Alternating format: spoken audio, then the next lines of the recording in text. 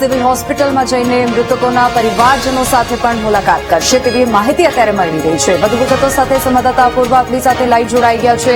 અપૂર્વા, પ્રધાનમંત્રી નરેન્દ્ર મોદી પણ થોડીક જ ક્ષણોમાં અમદાવાદ આવી જશે અને પરિસ્થિતિનો તાગ મેળવશે। શું માહિતી અત્યાર સુધીની મળી રહી છે?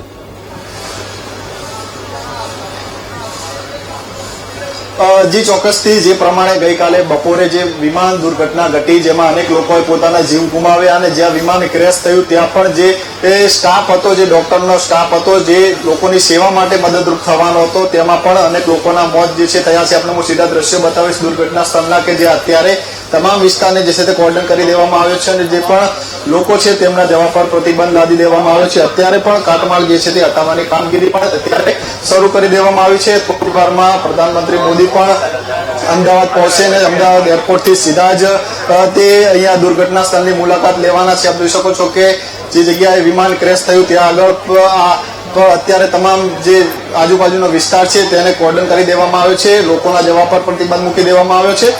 તમામ જે પોલીસના ઉચ્ચ અધિકારીઓ છે, એનડીઆરએફ, એસડીઆરએફનો જે સ્ટાફ છે તે તૈનાત કરી દેવામાં આવ્યો છે। થોડી જ વારમાં પ્રધાનમંત્રી મોદી જે છે તે અમદાવાદ એરપોર્ટ પહોંચશે અને અમદાવાદ એરપોર્ટથી જ સીધા દુર્ઘટના સ્થળે જે છે તે મુલાકાત લેશે અને જે પણ અધિકારીઓ અહીંયા દુર્ઘટના સ્થળે હાજર છે તેમના પાસેથી સ્થિતિનો જે છે તે તાગ મેળવશે। ગઈકાલે પણ આપણે જોયું છે કે ગઈકાલે પણ કેન્દ્રીય ગૃહમંત્રી જે પ્રમાણેની વિમાન દુર્ઘટના બની તે બાદ તાત્કાલિક તે અમદાવાદ આવી પહોંચ્યા હતા અને સૌથી પહેલી મુલાકાત આ દુર્ઘટના સ્થળની કરી હતી અને જે પણ ઉચ્ચ અધિકારીઓ જે સ્થળ પર હાજર હતા તેમના પાસેથી સ્થિતિનો તાગ મેળવ્યો હતો કે કઈ રીતે આટલી મોટી વિમાન દુર્ઘટના બની છે। વિમાન દુર્ઘટના કઈ રીતે બની તેને લઈને સંપૂર્ણ માહિતી કેન્દ્રીય ગૃહમંત્રીએ પણ મેળવી છે। આપ જોઈ શકો છો કે એનડીઆરએફ, એસડીઆરએફની જે ગાડીઓ જે છે તે અહીંયા આવી પહોંચી છે અને જે પણ મોટી સંખ્યામાં એનડીઆરએફ, એસડીઆરએફનો જે સ્ટાફ છે તે અહીંયા હાજર કરી દેવામાં આવ્યો છે। તમામ પોલીસના ઉચ્ચ અધિકારીઓ પણ અહીંયા આવી પહોંચ્યા છે અને થોડી જ વારમાં પ્રધાનમંત્રી મોદી પણ અહીંયા દુર્ઘટના સ્થળે આવી પહોંચશે અને સ્થિતિનો જે છે તે તાગ મેળવશે અને તે બાદ તે સિવિલ જવા રવાના થશે અને સિવિલમાં પણ જે પણ ઉચ્ચ અધિકારીઓ છે, જે પણ મૃતકો છે, તેમના પરિવારજનો છે, જે પણ ઈજાગ્રસ્તો છે તેમના સાથે મુલાકાત કરશે, તેમને સાંત્વના આપશે અને કઈ રીતે આખી આ દુર્ઘટના બની, કઈ રીતે વિમાન ક્રેશ થયું તેને લઈને સંપૂર્ણ માહિતી જે છે તે પ્રધાનમંત્રી મોદી મેળવશે। આપ જોઈ શકો છો કે એનડીઆરએફનો કાફલો જે છે તે મોટી સંખ્યામાં અહીંયા તૈનાત કરી દેવામાં આવ્યો છે। તમામ પ્રકારની કામગીરી અહીંયા આખી રાત ચાલી રહી છે। જે પણ પ્લેન ક્રેશ થયું તેને હટાવવાની કામગીરી પણ અહીંયા શરૂ કરી દેવામાં આવી છે।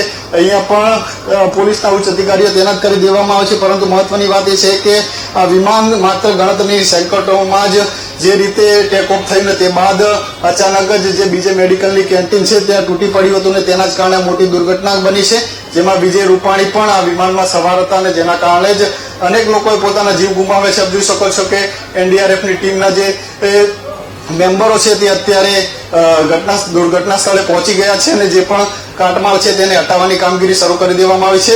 ડોગ સ્ક્વોડ સાથે પણ ટીમ અહીંયા તૈનાત કરી દેવામાં આવી છે અને જે પણ તમામ માહિતી જે છે પ્રધાનમંત્રી આવે પહેલા તમામ માહિતી એની જે છે ચર્ચા પોલીસ અધિકારીઓ અત્યારે કરી રહ્યા છે અને પ્રધાનમંત્રી મોદીને પણ અહીંયા દુર્ઘટના સ્થળે બ્રીફિંગ કરવામાં આવશે કે કયા પ્રકારે, કેટલા સમયે અને કઈ રીતે આ દુર્ઘટના બની, કેટલા લોકોના મોત થયા, કેટલા લોકો ઈજાગ્રસ્ત છે અને તે લોકોને, જે લોકો ઈજાગ્રસ્ત છે તે લોકોને કેવા પ્રકારની સારવાર આપવામાં આવી રહી છે અને હજુ પણ કેવા પ્રકારની જે છે તે તપાસ ચાલી રહી છે તેને લઈને પણ અત્યારે કામગીરી જે છે તે દુર્ઘટના સ્થળે ચાલી રહી છે। પરંતુ મહત્વની વાત એ છે કે જે દુર્ઘટના સ્થળ છે કે જ્યાં બીજી મેડિકલની કેન્ટીન આવેલી હતી ત્યાં વિમાન જે ક્રેશ થયું, વિમાન જે તૂટી પડ્યું તે તમામ વિસ્તારને જે છે તે કોર્ડન કરી દેવામાં આવ્યો છે। કોઈ પણ લોકોને અંદર જવામાં નથી આવી રહ્યા, તમામ લોકોને અંદર જવા પર પ્રતિબંધ મૂકી દેવામાં આવ્યો છે।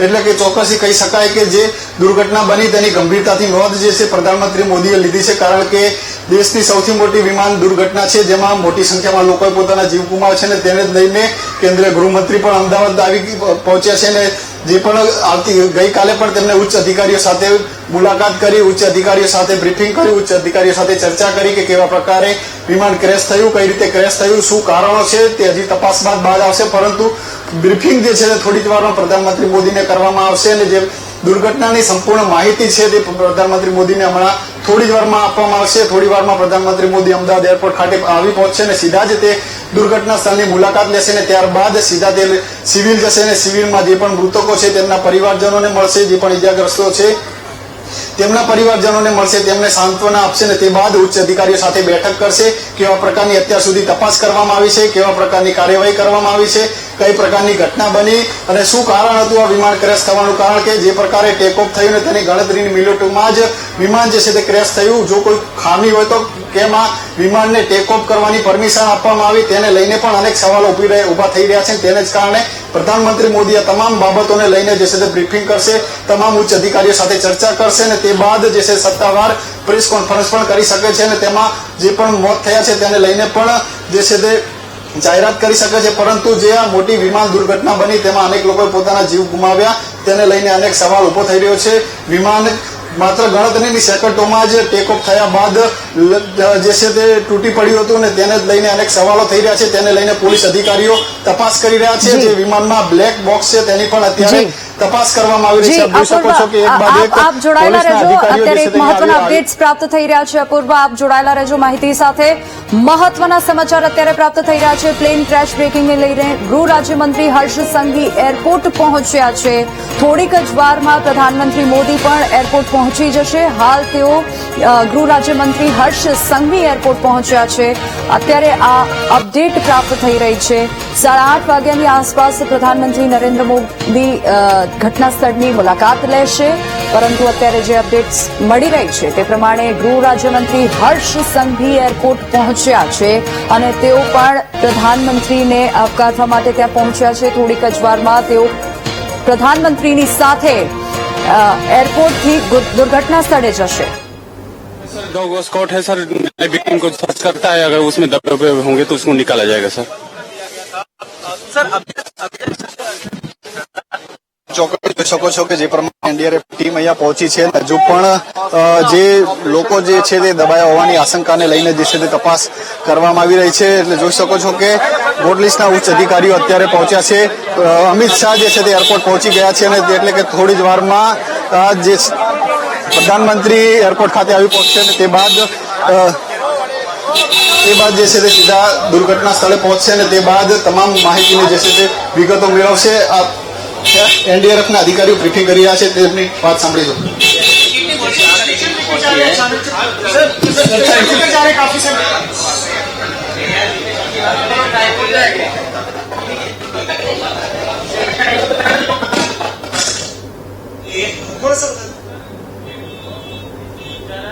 सर लाइव विक्टिम अगर हो सकता है तो उसके लिए सर्टिफिकेट किया जाएगा सर. बाकी ऐसे अनुमान नहीं है कि उसमें है कि नहीं है सर. बाहर का जितने लोग थे उनको निकाल दिया गया. काफी संख्या में यार